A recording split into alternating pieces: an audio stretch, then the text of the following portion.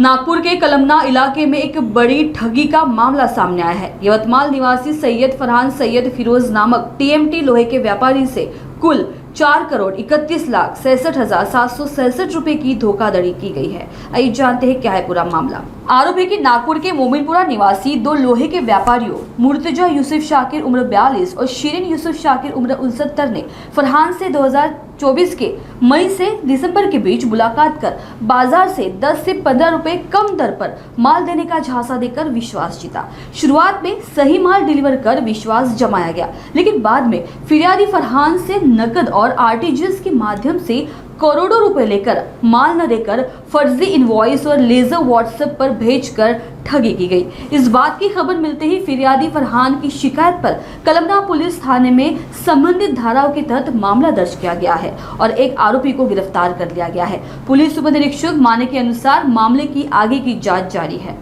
सैयद फरहान वल्द सैयद फिरोज यांचा एक तक्रार अर्ज प्राप्त झाला होता। त्या तक्रार अर्जाची चौकशी करत असताना सैयद फरहान हे स्टील सरिया यांचा व्यवसाय आहे। ते यातील आरोपी मुर्तजा यूसुफ शाकिर यांची त्यांची भेट झाली आणि त्या भेटीदरम्यान त्या मुर्तजांनी त्यांना आमिष दिले की मी 10% कमी दराने तुम्हाला स्टील सरिया देतो। त्यावरून त्यांचे व्यवहार झाले।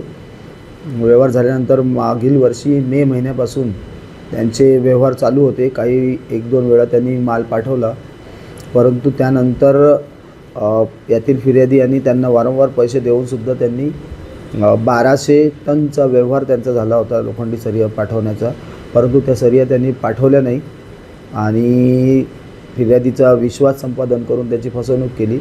त्यावरून आम्ही मान्य वरिष्ठांच्या परवानगीने गुन्हा दाखल केला आणि यातील आरोपीला अटक केलेली आहे। मुर्तजा यूसुफ शाकिर आरोपीचं नाव आहे। यात तपास सुरू आहे। आता अकाउंट स्टेटमेंटचा अभ्यास करणे सुरू आहे।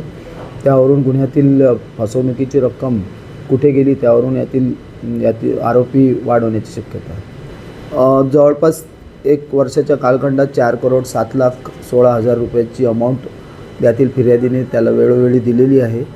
त्या बदल्यात 1200 टन स्टील सरियाचा व्यवहार झालेला होता, परंतु त्याने त्यातील काहीच माल पाठवला आणि उर्वरित पाठवला नाही।